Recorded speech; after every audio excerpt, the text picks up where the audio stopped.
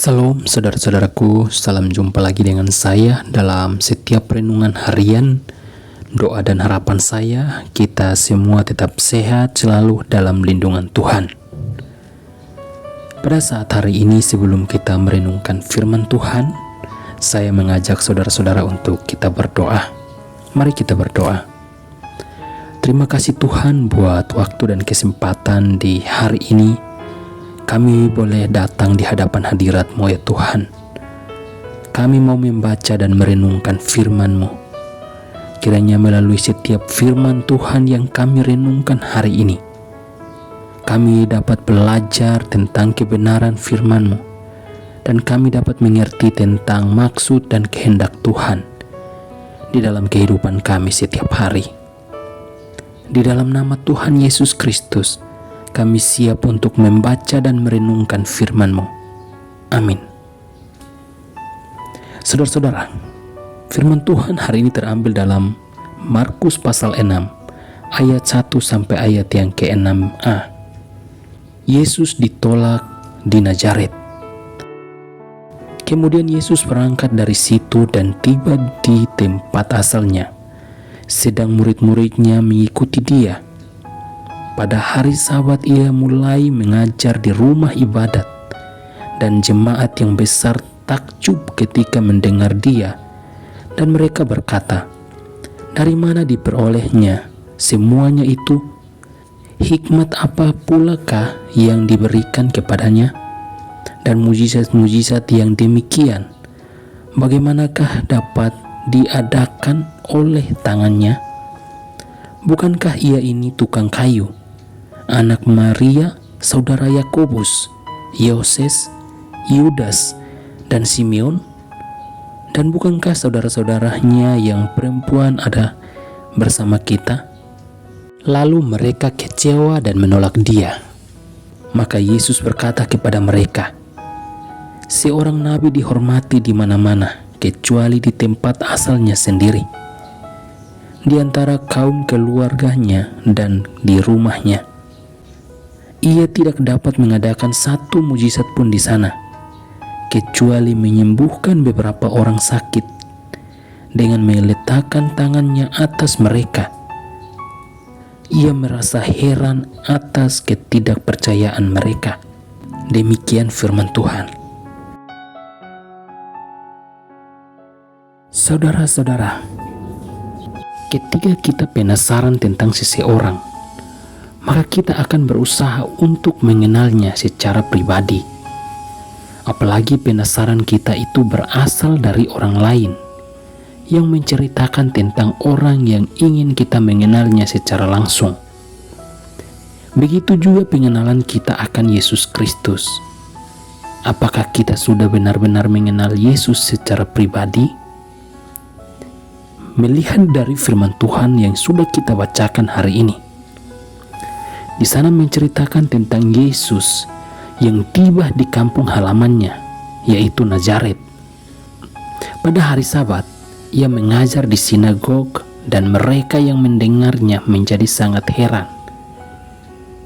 Hal ini dengan jelas dalam ayat yang pertama dan yang kedua. Namun mereka mempertanyakan Yesus karena mereka merasa mengenal keluarganya, bahkan Yesus sendiri sebagai seorang tukang kayu. Hal ini dengan jelas dalam ayat yang ketiga.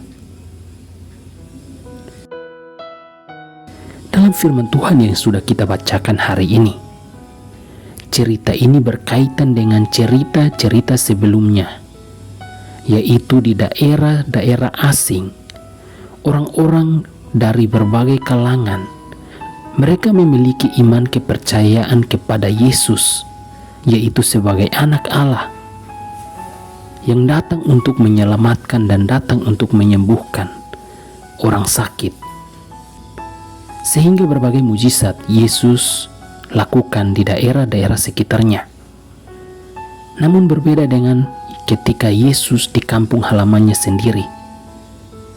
Yesus tidak dihormati dan bahkan tidak dapat melakukan satu pun mujizat kecuali menyembuhkan beberapa orang sakit. Orang-orang yang di tempat Yesus, Mereka sudah mengenal tentang pribadi Yesus. Mereka sangat heran dengan setiap pengajaran yang Yesus lakukan. Tetapi mereka sama sekali tidak percaya, dan mereka terus mempertahankan setiap pemikiran mereka sendiri. Mereka tidak terbuka terhadap apa yang Yesus nyatakan tentang dirinya kepada mereka. Dan akhirnya mereka tidak dapat mengenal Yesus sebagai Tuhan dan Mesias bagi Israel. Bagaimana dengan pengalaman kita akan Yesus Kristus? Ia telah menyatakan dirinya melalui firman Tuhan. Ketika kita membaca dan merenungkan firman Tuhan, Yesus ingin supaya kita mengenalnya sebagai Tuhan dan Juru Selamat. Namun sayangnya, terkadang pemikiran kita tentang Yesus seringkali dipengaruhi oleh setiap kebutuhan, kondisi, pengalaman, dan bahkan informasi yang kita terima dari orang lain yang mungkin juga tidak begitu mengenal Yesus secara pribadi. Dan akibatnya, ketika kita membuka Alkitab, kita tidak lagi membaca firman Tuhan dengan hati yang murni dan membuka hati kita kepada Allah yang menyatakan dirinya melalui Yesus Kristus kepada kita. Firman Tuhan yang kita renungkan hari ini, kita diajarkan agar sebelum membaca firman Tuhan, kita perlu menyediakan waktu sejenak dan menenangkan hati kita, pikiran kita, berdoa kepada Tuhan, meminta kuasa Roh Kudus untuk menuntun kita dalam setiap firman Tuhan yang kita bacakan, dan membuka hati kita untuk menerima setiap firman Tuhan yang kita bacakan, dan membuka hati kita untuk menerima Yesus sebagai Tuhan dan Juru Selamat kita. Mari kita berdoa. Terima kasih Tuhan buat firman-Mu yang sudah kami bacakan dan kami renungkan hari ini. Kiranya melalui firman yang kami pelajari, dan kami juga membuka hati dan pikiran kami, agar setiap firman yang kami bacakan dan kami pelajari, dan membuka hati kami untuk menerima Engkau sebagai Tuhan dan Juru Selamat kami. Kami juga berdoa, menyerahkan seluruh hidup kami ke dalam tangan kasih-Mu Tuhan. Engkau yang memberkati dan menolong kami dalam setiap firman Tuhan yang kami dengarkan ataupun yang kami renungkan. Biarlah firman-Mu itu bertumbuh dan berakar di dalam setiap pikiran dan hati kami ya Tuhan. Di dalam nama Tuhan Yesus Kristus kami berdoa dan mengucap syukur. Amin.